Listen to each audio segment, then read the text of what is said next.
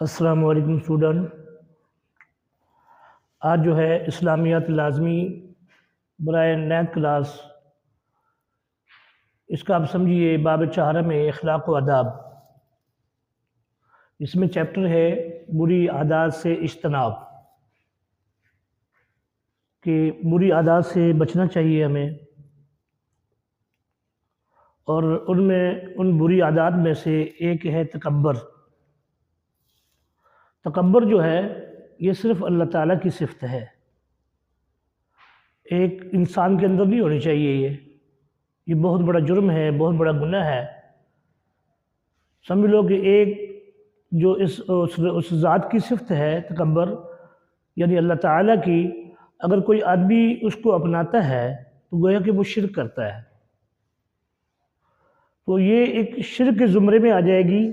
اس لیے تکبر کرنا یہ بہت بڑا گناہ ہے۔ جیسے شرک ایک بہت بڑا گناہ ہے، اسی طرح تکبر کرنا بھی گناہ ہے۔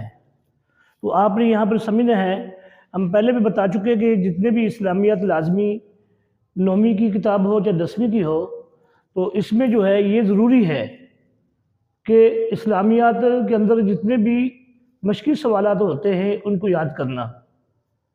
اب وہ سوالات آپ کو اسلامیات لازمی کے دے رہے ہیں جو ضروری ہے اور بہت اہم ہے، جو اس سے پہلے بیشتر آ بھی چکے ہیں، تو بورڈ کے اندر اس لیے آپ نے ان سوالات کو یاد رکھنا ہے۔ اہم مختصر مشقی سوالات۔ سوال نمبر 1 ہے تکبر کے 2 نقصانات لکھیں۔ تو جواب آئے گا تکبر کی وجہ سے انسان جھوٹ، غیبت اور خود پسندی جیسی بری عادات کا شکار ہو جاتا ہے۔ اس لیے تکبر سے اجتناب کرنا چاہیے، تکبر سے بچنا چاہیے۔ نمبر 2 ہے متکبر شخص اطمینان قلب جیسی عظیم نعمت سے محروم ہو جاتا ہے۔ اب یہ بھی ایک متکبر کے لیے ہے جو تکبر کرتا ہے کہ اطمینان قلب یعنی دل کے سکون جو ہے اس کا چھین دیا جاتا ہے، اس کا دل کا سکون چلا جاتا ہے تکبر کی وجہ سے۔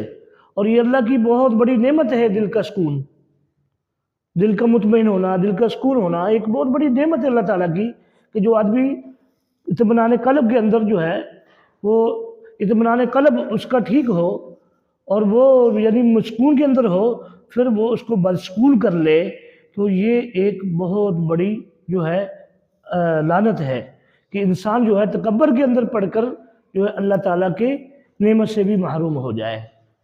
اس لیے اطمینان قلب جیسی نعمت سے وہ محروم ہو جاتا ہے۔ آگے سوال نمبر 2 ہے جھوٹ کی 4 اقسام لکھیں۔ یہ آپ نے یاد کرنی ہے۔ بیماری کی جھوٹی درخواست دینا، نمبر 2 غلط کام کی سفارش کرنا، نمبر 3 جعلی میڈیکل بنوانا، نمبر 4 مذاق میں جھوٹ بولنا۔ یہ جھوٹ کی اقسام ہیں، یہ بھی آپ یاد رکھنا ہے آپ نے۔ آگے سوال نمبر 3 ہے غیبت اور بہتان باہمی تعلقات کی خرابی اور معاشرتی بگاڑ کی جڑ۔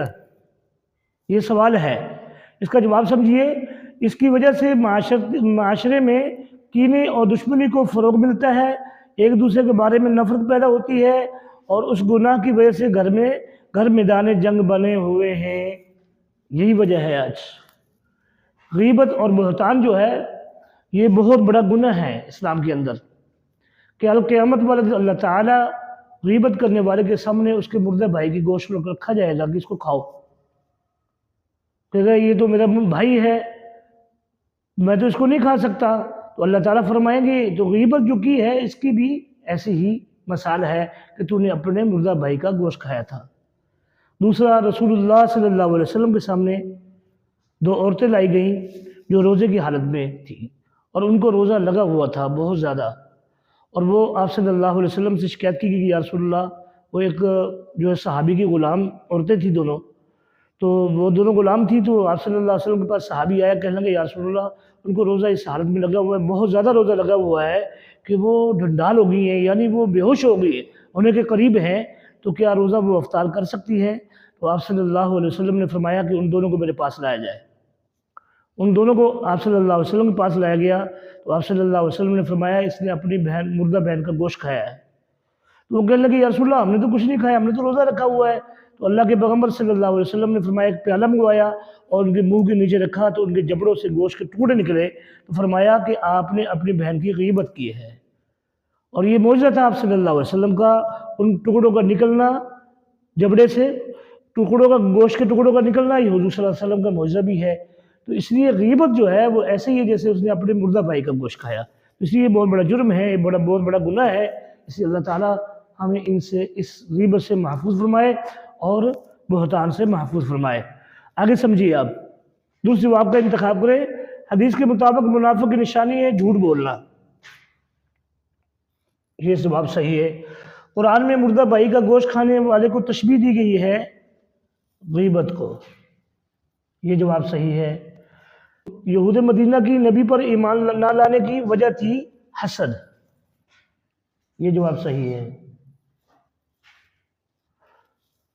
تو پیارے بچوں، اس کو سمجھو اور ان چیزوں کو یاد کریں.